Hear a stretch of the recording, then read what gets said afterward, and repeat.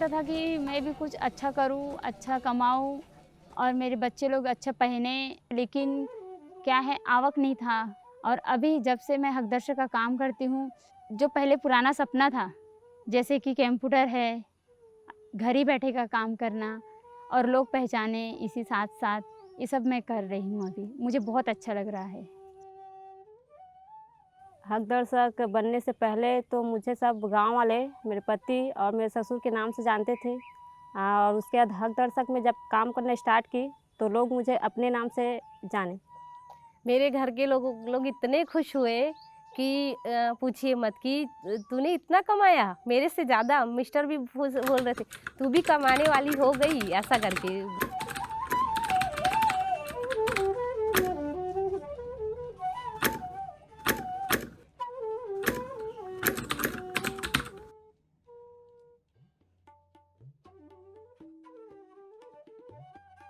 हक दर्शक के पहले तो मात्र मैं बिहान समूह में जुड़ी थी और ज़्यादातर मैं घर ही में रहती थी सर।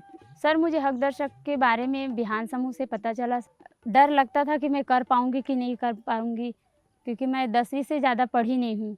जब मैं ट्रेनिंग लेने गई ना सर, तो वहाँ जब हमारे ट्रेनर दीदी लोग आए थे, सर आए थे, उन्होंने बताए हमें और मुझे तो एकदम से समझ नहीं आया था। मैं सर को फिर सेकंड दिन और गई थी ना सर, तो उन्हें फिर से पूछी वही क्वेश्चन, सर मुझे एक बार फिर से समझाइए ना करके।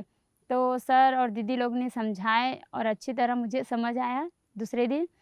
फिर मैं कर पाऊँगी करके अपना हिम्मत जुटा पाई थी सर। हकदर्शक बनने से पहले तो मैं साधारण घर की गृहिणी थी। ऐसा कुछ काम वगैरह तो कुछ करती नहीं थी। वही दुख होता था कि इतने पढ़ने के बाद भी मैं कुछ नहीं कर रही हूँ। अपने घर परिवार के लिए तो कुछ कर ही ना था, पर वो भी नहीं हो रहा है। हकदर्शक जब आया ना तो मुझे एक आस जगी मन में कि मुझे करना चाहिए। रायपुर में पढ़ाई की हूँ मैं, तो उतना ज़्यादा मेरे को यहाँ गांव में आई तो उतना किसी से बात करने के लिए झिझक नहीं हुई। पहले स्टार्टिंग में जब यहाँ आई थी गांव में तो मेरे को उतना अच्छा से हिंदी छत्तीसगढ़ी बात करने नहीं आता था। तो उसके बाद काम करते करते करते और मतलब लोगों को समझाते समझाते थोड़ा सा प्रैक्टिस भी हो गया मेरे को कि किस टाइप का उनको बोले तो ये जल्दी समझते हैं। दीदी मोबाइल ऐप के द्वारा हम लोग काम करते हैं। तो पहले तो स्कैनिंग करते हैं। स्कैनिंग में क्या है, पहले नाम पूछते हैं दीदी का सामने वाली और उनके हस्बैंड का नाम। उसके बाद उनकी मतलब परिवार में एक साथ हो कि अलग अलग हो।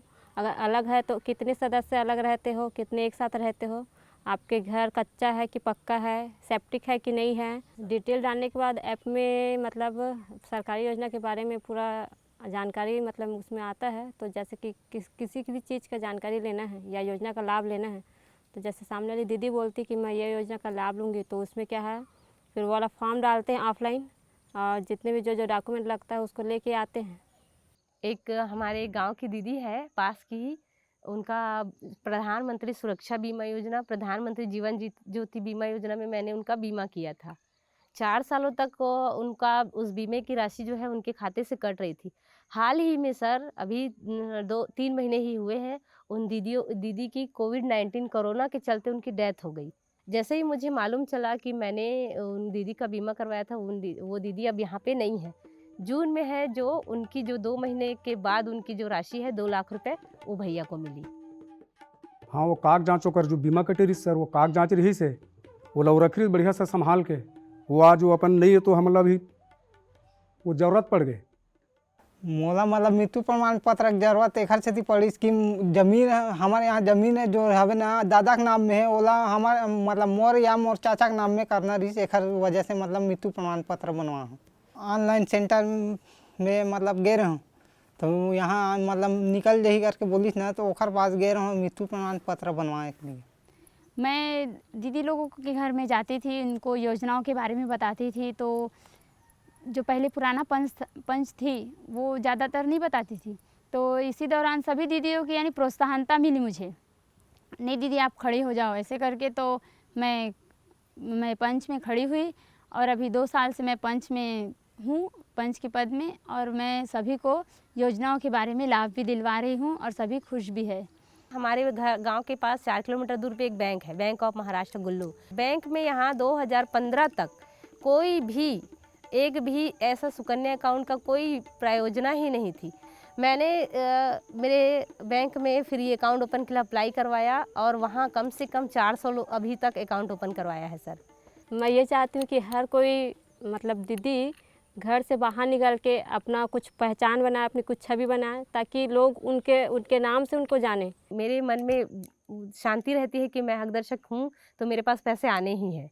मैं अपने लिए खर्च करूँ या ना करूँ, लेकिन मेरे घर और परिवार को सुरक्षित रखने का एक माध्यम है मेरा हकदर्शक सर। मैं अपने तरफ से और ये कहना चाहूँगी हमारी हकदर्शिका दीदी लोगों को कि कभी डरे ना, और कभी भी कोई भी बड़े से बड़े मंत्री क्यों ना आ जाए, उनके सामने कभी नहीं डरना चाहिए। और हकदर्शक इतना अच्छा है कि हम ये कमाई का भी जरिया है और हम योजना का भी लाभ पा सकते हैं और दिलवा सकते हैं। जय बिहान सभी दीदी को।